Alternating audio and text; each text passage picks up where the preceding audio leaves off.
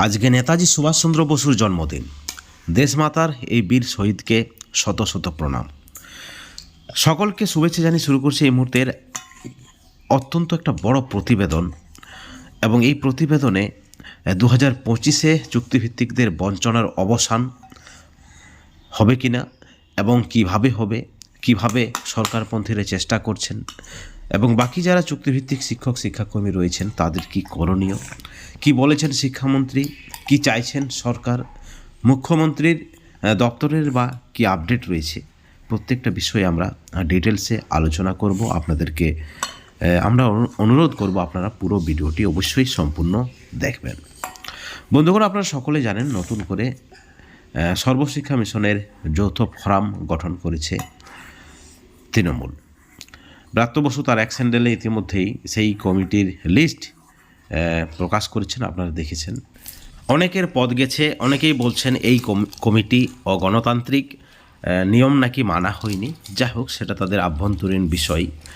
একই সঙ্গে আরও একটা বিষয়, সেটা হচ্ছে যে সবচেয়ে তাচ্ছিল্যের এই মুহূর্তে যদি কেউ হয় সেটা হচ্ছে পার্শ্ব শিক্ষক, অর্থাৎ সর্বশিক্ষা মিশনের কর্মীরা। মতো অবস্থায় দাবি পূরণের একটা মরণপণ চেষ্টা করতে হবে এবং সরকারপন্থী নেতৃত্বরা নতুন কমিটি গঠন হওয়ার পরেই আমরা কিন্তু কমিটির সাথে যোগাযোগ করেছি এবং তাদেরকে এই বিষয়ে আমরা বলেছি যে আপনারা সরকারপন্থী সংগঠনের নেতৃত্ব, তা সত্ত্বেও হয়তো অনেক কিছুই দাবি আদায় হয়েছে, কিন্তু 2025-এ দাঁড়িয়ে এই মুহূর্তে সব থেকে যেটা গুরুত্বপূর্ণ সেটা হচ্ছে বেতন বৃদ্ধি, এবং বেতন বৃদ্ধি করতে হবে। তারাও কিন্তু কার্যত স্বীকার করে নিয়েছেন যে এই মুহূর্তে যে বঞ্চনা, তারাও নিজেও একজন পার্শ্ব শিক্ষক। এমতো অবস্থায় তারাও চাইবেন 2025-এ তাদের দাবিটা পূরণ করুক সরকার। বেশ কিছু বাধা বিপত্তির কথা তারা বলেছেন।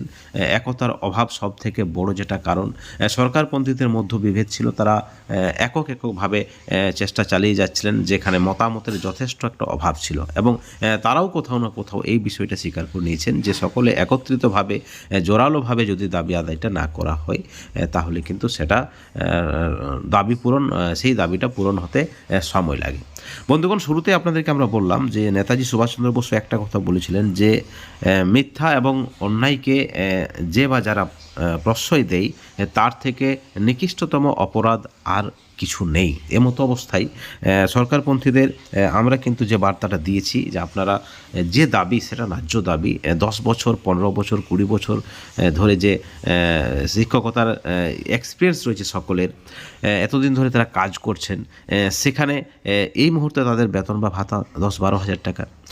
পার্শ্ব শিক্ষক, এসএসকেএমএসকে শিক্ষাবন্ধু, পৌরসভা মাদ্রাসার কর্মী, একাডেমিক সুপারভাইজার, ম্যানেজমেন্ট স্টাফ, অর্থাৎ সকল চুক্তিভিত্তিক শিক্ষক শিক্ষাকর্মীদের অবস্থা শোচনীয়।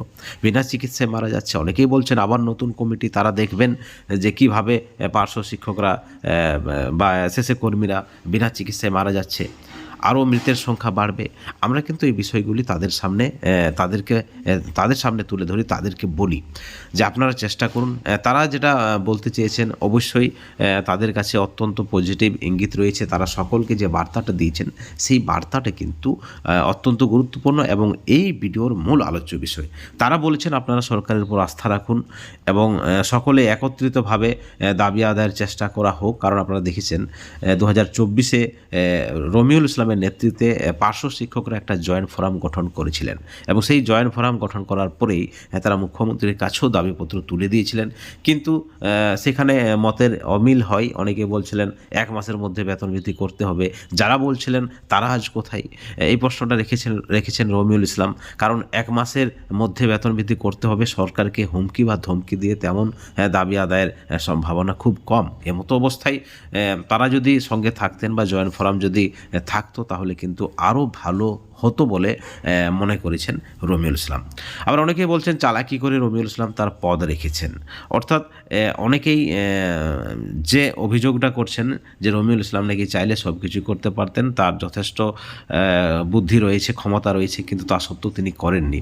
তাদেরকে সরকারপন্থী সংগঠনের পক্ষ থেকে আমাদের চ্যানেল মারফত যে বার্তা দেওয়া হয়েছে বা যে উত্তরটা তাদেরকে দেওয়া হয়েছে যে আপনারা রমিউল ইসলামের উপর আস্থা রাখবেন বা আশা রাখবেন যে রমিউল ইসলাম তাদের বেতন বৃদ্ধিটা করুক, তাদের বঞ্চনার অবসান করুক। আবার রমিউল ইসলামকে গালিগালাজ করবেন, সরকারকে গালিগালাজ করবেন, সরকারপন্থী সংগঠনের নেতৃত্বদের সমালোচনা করবেন, গালিগালাজ করবেন, তা হয় না। একটাতেই বিশ্বাস রাখতে হবে। এমতো অবস্থায় রমিউল ইসলাম বলেছেন রাজ্যের সমস্ত পার্শ্ব শিক্ষক, এসএসকেএমএসকে, শিক্ষাবন্ধু অর্থাৎ সকল এসএসএ কর্মীদের যৌথ মঞ্চকে তিনি বলেছেন আপনারা আস্থা রাখুন, সরকারের সঙ্গে থাকুন, সরকারকে পজিটিভ বার্তা দিন। সরকারও চাইছেন, কারণ সরকারেরও সদিচ্ছা রয়েছে। আপনারা দেখেছেন বারবার আমরা বিভিন্ন ভিডিওতে তুলে ধরেছি, এবং সরকারপন্থী নেতৃত্বরা যারা এই মুহূর্তে পদ হারিয়েছেন তারাও কিন্তু একটা বার্তা আপনাদেরকে দিয়েছেন যে সরকার কোথাও না কোথাও পজিটিভ, দাবি আদায়ের একটা সম্ভাবনা রয়েছে। এমতো অবস্থায় আপনারা সকলে একত্রিত থাকুন, কারণ একত্রিতভাবে দাবি আদায়ের চেষ্টা করতে হবে, জোরালোভাবে দাবি আদায়ের চেষ্টা করতে হবে। তাহলেই কিন্তু দাবি আদায় দ্রুত হবে, যেমনটা মনে করছে নতুন কমিটিও। কিন্তু একই সঙ্গে দুমুখ যারা দুটি অভিনয় করছেন, পক্ষ থাকছেন, বিপক্ষ থাকছেন, যারা রমিউল ইসলামের বা সরকারপন্থী সংগঠনের নেতৃত্বদের দোষারোপ করছেন যে তারা বেতন বৃদ্ধি করেননি, বঞ্চনার অবসান করেননি, আবার তাদের প্রতি আশাও রাখছেন, আবার তাদেরকে সমালোচনা করছেন। অর্থাৎ এই যে দুমুখ যে বিষয়টা, সেই বিষয়টা তারা কিন্তু বলছেন যাতে করে না হয়, পরবর্তীতে একটু বিশ্বাস রাখা হোক, 2025-এর মধ্যেই বেতন বৃদ্ধি হওয়ার সম্ভাবনা রয়েছে। কারণ কি? কারণ একাধিক দপ্তরের বেতন বৃদ্ধি করেছে রাজ্য সরকার, অর্থাৎ বেতন বৃদ্ধিতে রাজ্য সরকারের তেমন কোনো বাধা নেই। কারণ রাজ্য সরকার বা রাজ্যের যিনি দলের সুপ্রিমো, রাজ্যের মুখ্যমন্ত্রী মমতা বন্দ্যোপাধ্যায়ের কাছে কোনো খবর নেই, এমনটা হতে পারে না। একটা অভিযোগ আপনারা বারবার করেছেন যে এই মুহূর্তে চুক্তিভিত্তিকদের কী কন্ডিশনে রয়েছে, তাদের কি আর্থিক অবস্থা রয়েছে, মুখ্যমন্ত্রীর কাছে দাবিটা পৌঁছে দিতে হবে। অনেকে তখন বলছেন মুখ্যমন্ত্রী কি জানেন না এই মুহূর্তে পার্শ্ব শিক্ষকদের অবস্থা কী, এসএসকেএমএসকেদের অবস্থা কী, শিক্ষাবন্ধুদের অবস্থা কী। আসলে মুখ্যমন্ত্রী সবই জানে, কিন্তু প্রশ্নটা হচ্ছে কোথাও না কোথাও সিস্টেমেটিক দাবি আদায়ের চেষ্টা করা হয়নি। সরকারপন্থীরা একাধিক ভাগে বিভক্ত।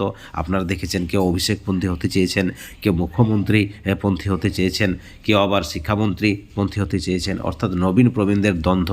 আপনারা দেখলেন কমিটি গঠনের পরও যেভাবে অভিযোগ উঠে এসেছে মইদুল ইসলামের পক্ষ থেকে এবং বিভিন্ন জেলা থেকে যারা কমিটি থেকে বাদ গেছে, অর্থাৎ কোথাও না কোথাও বাধাপ্রাপ্ত হয়েছে দাবি আদায়ের এই চেষ্টা।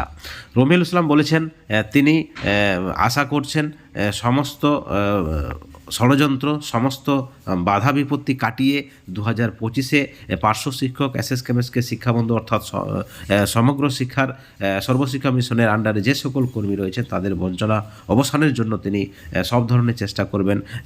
সকলকেই তিনি একটাই বার্তা দিয়েছেন আপনারা একত্রিত থাকুন, সরকারের সঙ্গে থাকুন, সরকারের পাশে থাকুন। বন্ধুগণ, এই ভিডিওর পরিপ্রেক্ষিতে আপনাদের মতামত কী, আপনাদের প্রতিক্রিয়া কী, অবশ্যই আপনারা চ্যানেলের কমেন্ট সেকশনে কমেন্ট করে জানাবেন। সকলেই ভালো থাকবেন, সুস্থ থাকবেন। Thank you so much.